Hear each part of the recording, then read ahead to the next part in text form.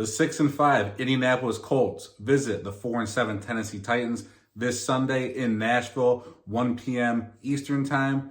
And if the Tennessee Titans want to keep their playoff hopes alive, they need to win this football game.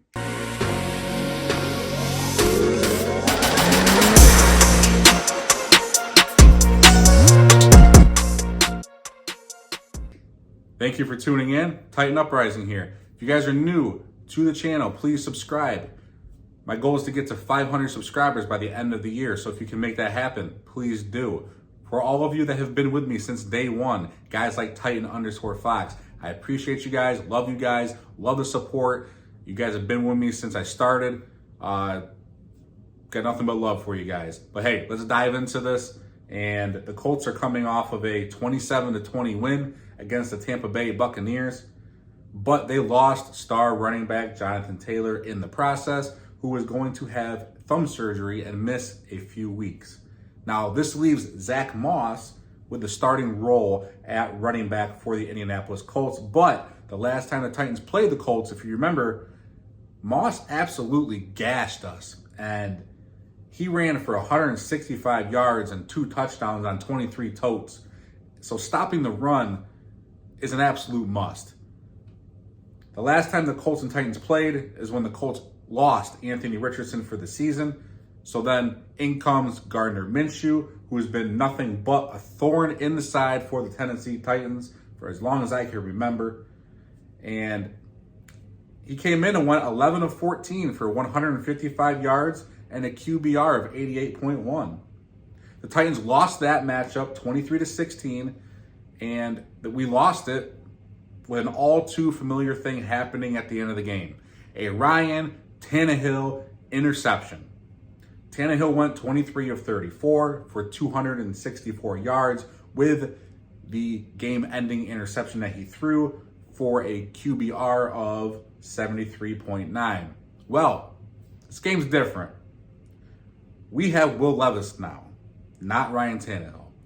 And we have the threat of the deep ball. Last week, Levis was good in the first half, just like the entire offense was. And then him and the offense struggled in the second half. Reminds us of last year, doesn't it? Just sick of seeing that crap. Levis went 18 of 28 for 185 yards, no TDs or picks, but he did have a couple that should have been intercepted.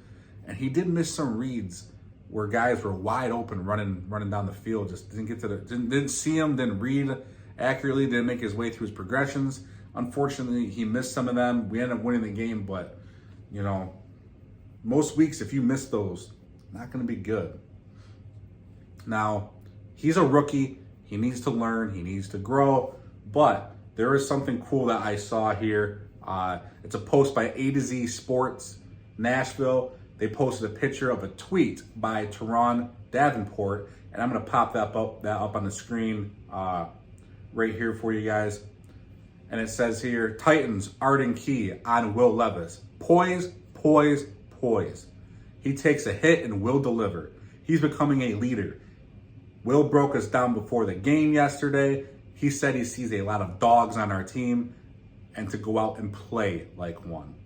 Love it because we won that game. Maybe they'll have a little more faith and believe in him some more. I love that he's already taken on this leadership role. Arden Key is a leader already on this defense. He's very vocal. This guy's going to have to step up on the defensive side, Arden Key, more so now. Now that, you know, guys like Byard are gone, we're going to need another guy to step up, and I can see that being Key. Aziz has stepped up as well. But that's a big compliment for a guy that's been in the league for a while, that's played well this year, to be saying that about his quarterback, about a young quarterback, a rookie quarterback. That excites me. I love seeing that. You gotta remember, guys, he's young. He might have lit it up his first game, first debut. Will Levis did, and you know, he hasn't exactly done it since. But this guy's got poise. He's got what I call it.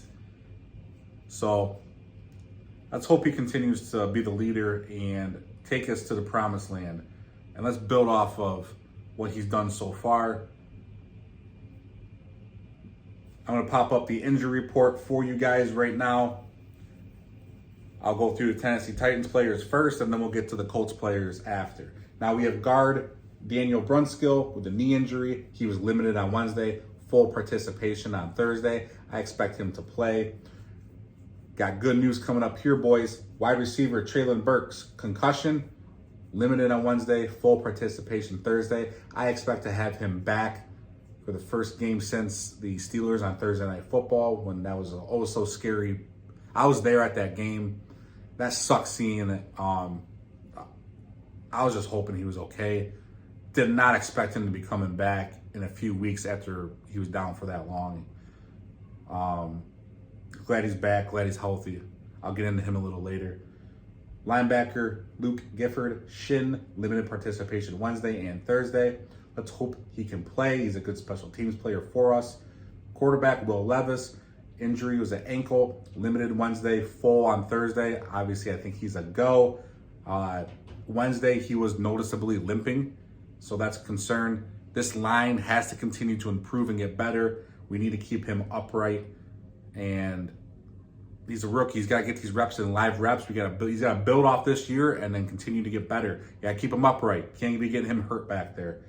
Safety Terrell Edmonds, injury is a shoulder, full participation Wednesday and Thursday. He will be a go. He did miss last week. Running back Derrick Henry, defensive lineman Denico Autry are both, and then I'll skip down here to wide receiver DeAndre Hopkins. They're all NIR rest, so I'm not worried about those guys. Center Aaron Brewer, who I am very disappointed with this year. I don't care if he's tougher than a $2 steak. He gets bullied out there. He's too small. He's athletic, but still misses blocks. This should be his last year on the Tennessee Titans. He has a shoulder injury. He is limited. Unfortunately, he's probably the best center we have on this team, so we do need him out there. Cornerback Roger McCreary, foot injury. No designation Wednesday, limited on Thursday. I expect him to be a go. And then quarterback Ryan Tannehill with the ankle injury and full participation Thursday. He will be our second string quarterback like he was last week.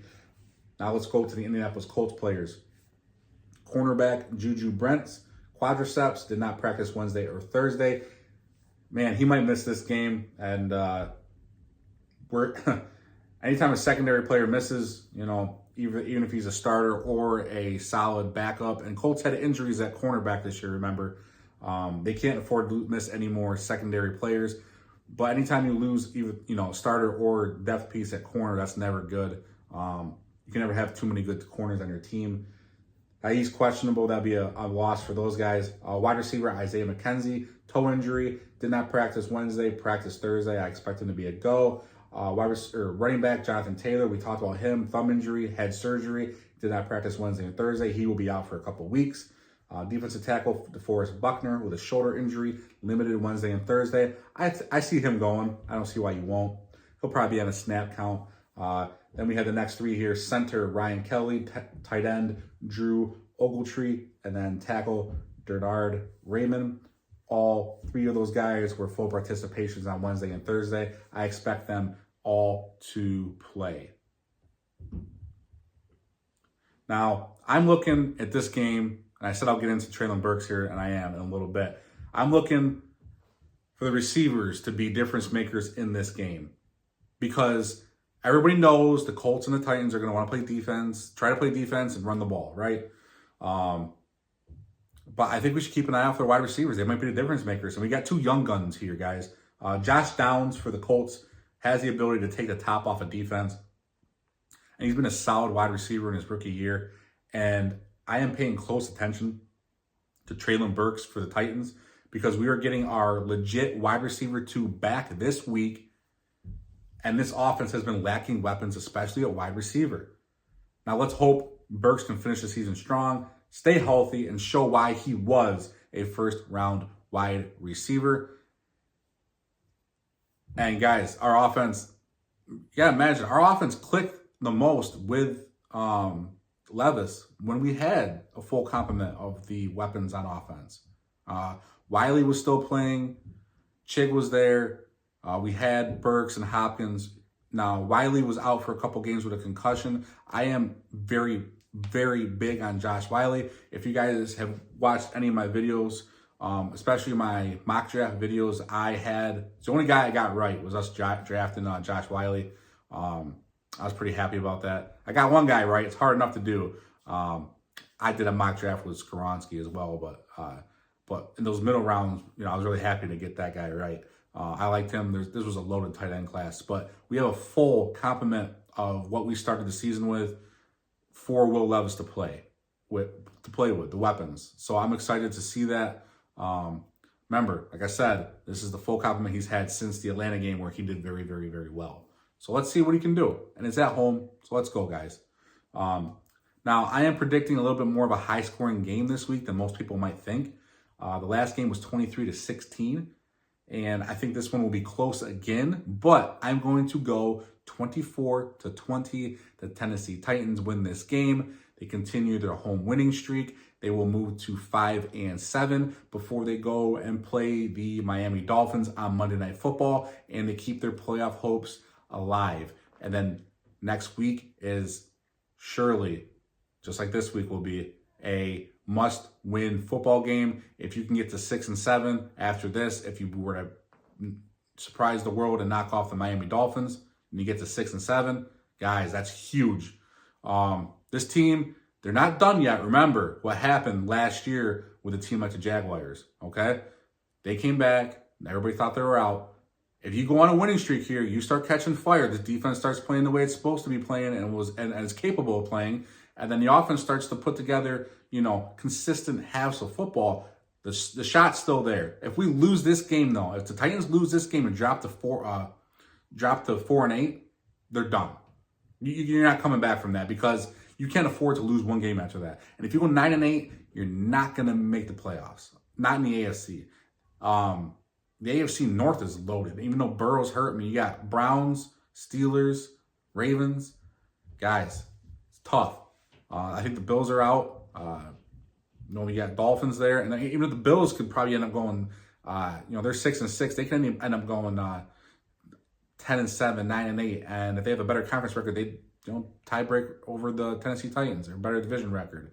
So this is a must-win game. And then if we win this, next week's a must-win game. But sure enough, if we lose this game, I'm basically saying we're out of the playoffs. Most people have us written off already, but must-win game, division game. So guys, let me know what you think down below. And as always, tighten up.